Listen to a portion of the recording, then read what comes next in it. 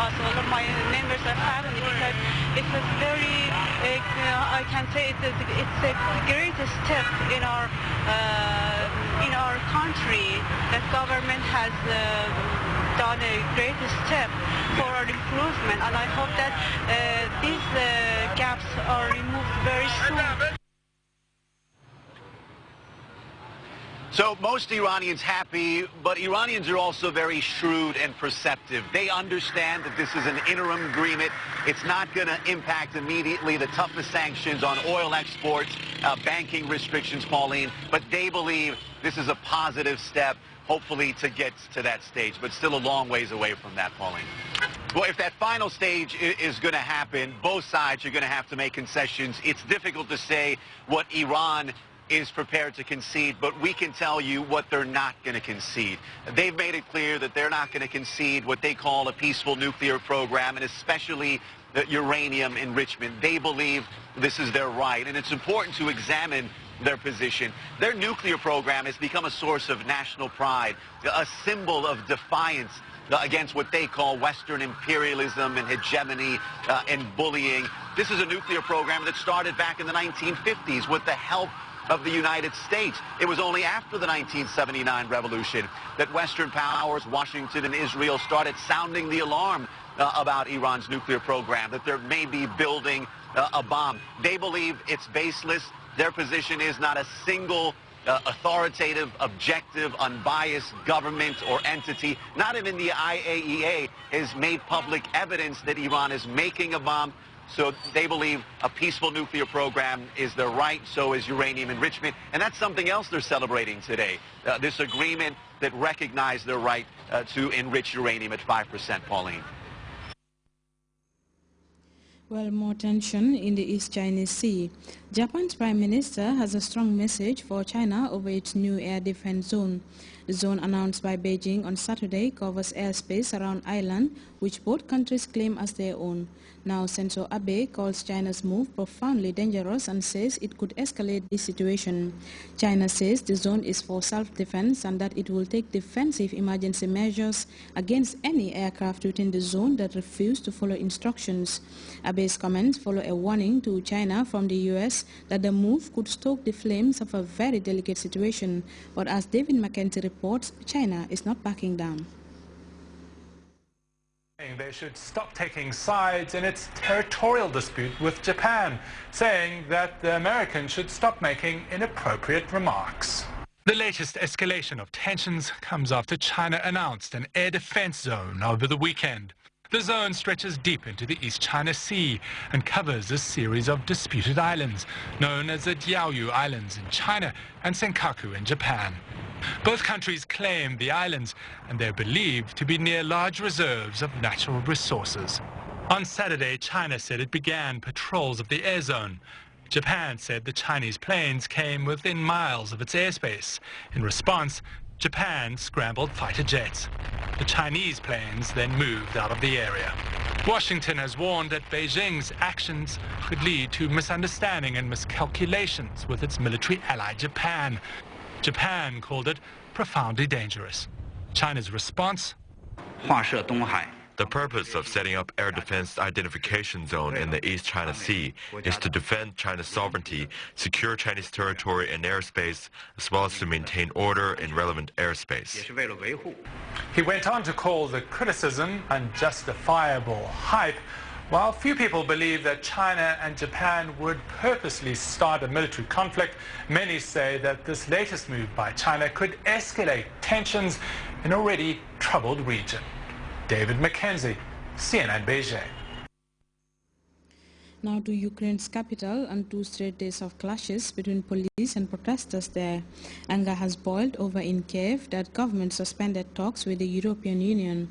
At stake is a politics and trade agreement. CNN's Phil Black is monitoring the situation from Moscow and tells us the thrust behind this protest.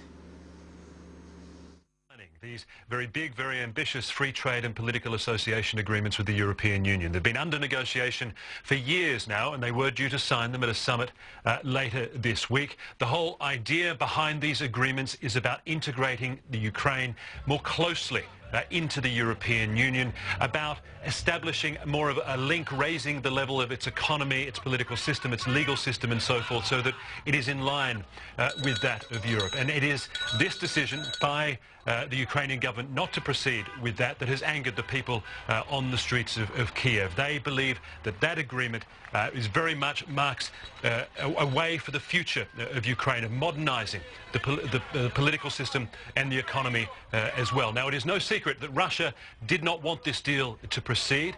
Russia instead would rather see Ukraine as part of its own rival geopolitical bloc, which it is in the process of establishing, known as the Customs Union, which currently consists of Russia, Kazakhstan and Belarus. Russia would like Ukraine to be part of that as well.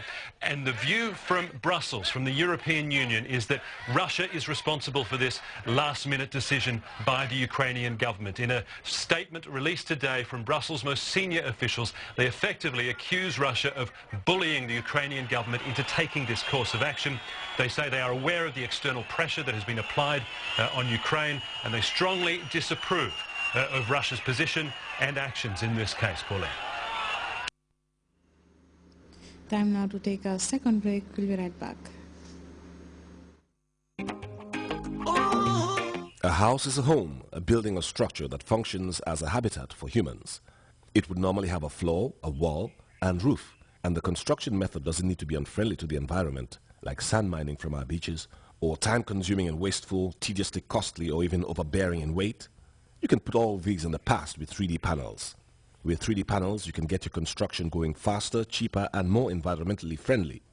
The installation process for 3D panels is easy and straightforward. The 3D panels have so many advantages over the cement block system, starting with over 50% savings on time. A few 3D panels replace hundreds of cement blocks, saving you time and in turn saving you money. You're talking about quality, comfort, design, flexibility, and virtually eliminating outside noises and water seepage. And the best news is that 3D panels are now locally manufactured here in Brikama in the Gambia. So make 3D panels a part of your next building project.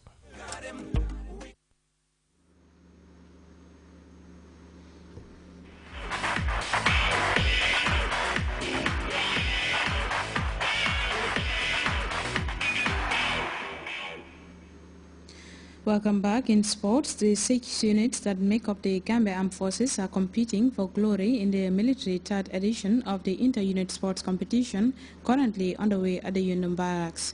The event, hosted by the 1st Infantry Battalion, has promoting military professionalism through sports as a team. Mamadou S. Jallo reports.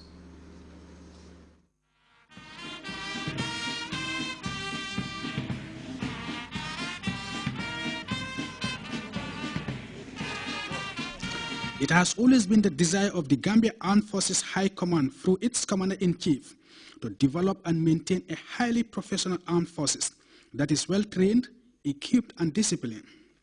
One way of achieving this vision is by ensuring a physically fit military personnel who can withstand the increasingly demanding and tough military life. It is against this backdrop that the Gambia Armed Forces in 2010 launched the inter-unit sports competition with a view to improving the physical fitness of troops, as well as strengthening the understanding and unity among the men and women of the armed forces. Now in its 3rd edition, the annual sports competition has become a major event on the military calendar. This year's event got underway on Wednesday, hosted by the 1 Infantry Battalion at the Yundum Barracks. The opening ceremony was graced by senior military officials.